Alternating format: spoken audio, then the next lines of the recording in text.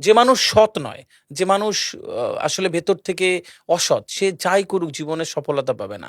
চাঁদনি রাতের মতন আসবে আর চলেও যাবে। প্রথম হচ্ছে সৎ থাকা। এই সৎ থাকা কি? সৎ থাকা মানে কারো ৫ টাকা মেরে খাওয়া নয়। সৎ থাকা মানে বন্ধুকে বলছো শোন না আসছি, তার মানে যাও।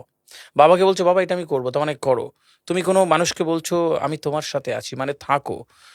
প্রিয়জনকে বলছো যে জীবনের শেষ দিন অবধি তোমার সাথে থাকবো, মানে শেষ দিন অবধি থাকো। এইটা যার মধ্যে, এই সততা যার মধ্যে আছে, টাইমকে ম্যানেজ করার যেই সততা যার মধ্যে আছে, সে সফলতা পায়। ২ নম্বর হচ্ছে যে একটা মানুষের আত্মবিশ্বাস। আমি আফজাল ভাই, আমি আপনার এই পডকাস্ট থেকে বলে চাই, আমি সবাইকে কিনতে বলবো পোশাকটা। পৃথিবীর সবচেয়ে দামি পোশাকটার নাম বলে যাবো আজকে, আপনি শুনবেন? পৃথিবীর সবচেয়ে দামি পোশাকটার নাম, আমার যারা অডিয়েন্সে পরে দেখবেন, যদি টাকা পয়সা থাকে আর না থাকে তাও কিনবেন। পৃথিবীর সবচেয়ে দামি পোশাকটার নাম, পৃথিবীর সবচেয়ে দামি অলংকারটার নাম, পৃথিবীর সবচেয়ে দামি গহনাটির নাম হচ্ছে আত্মবিশ্বাস। যার আত্মবিশ্বাস সুন্দর, সে মানুষ দেখতে সুন্দর।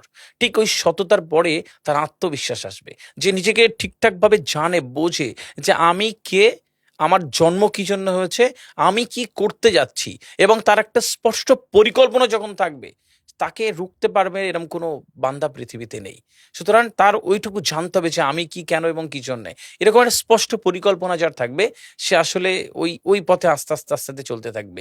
এর সাথে সাথে তার চিন্তন ক্ষমতাকে চেঞ্জ করতে হবে। এরকম কি? Thinking pattern. থিঙ্কিং প্যাটার্ন, মানে এই থিঙ্কিং প্যাটার্নটা আসলে কি? সব স্টেজের মানুষ রিলেট করতে পারবে আমার এই কথার সাথে, যে চিন্তা ভাবনাকে উন্নত করতে হবে। যার যার চিন্তার আয়তন, স্বপ্নের আয়তন যত বড়, তার সাফল্যের আয়তন তত বেশি। কিরকম? আপনি দেখবেন যে যে মানুষ পরিশ্রম করে, শুধু পরিশ্রমে জীবন বদলায় না। শুধু পরিশ্রম করলে তাহলে তো রাজস্থানের, আমাদের ভারতের রাজস্থানের পাথর খাদানের শ্রমিকরা এত পরিশ্রম করে, রোজাও তাদের ফরজ না। কয় টাকা রোজগার করে? যদি শুধু রাত জাগলেই বেশি টাকা পাওয়া যেত, তাহলে নাইট গার্ডরা টাকা পেত সবচেয়ে বেশি। রাইট। সুন্দর পোশাক পরলে যদি সবাইকে দাম দিত, তাহলে শপিং মলের ম্যানিকুইনরা সবচেয়ে বেশি দাম পেত। সুন্দর সুর করে কথা বললাম আর পৃথিবী তাকে বাহবা দিল, তাহলে তোতা পাখিরা পৃথিবীতে রাজ করতো। এরা পারে না, কারণ এরা চিন্তা করতে পারে না। আর চিন্তন ক্ষমতাকে উন্নত করতে হবে।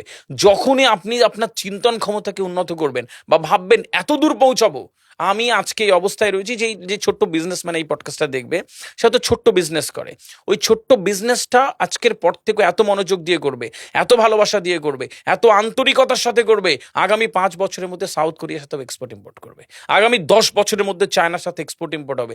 কিরকম ভাবে হবে? যখনই এটা ভাববে, উপরে আল্লাহ সুবহানাহু ওয়া তাআলা বসে প্ল্যান করে যে হাত থেকে বান্ধব ওখানে পৌঁছে দেবো।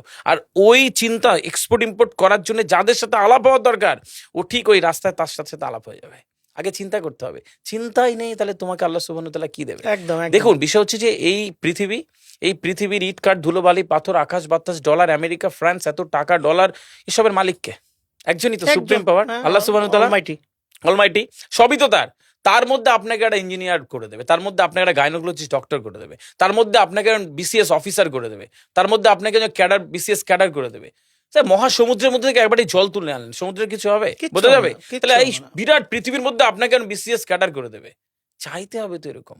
আত্মবিশ্বাস তো এই লেভেলের, সত্য এই লেভেলের থাকতে হবে।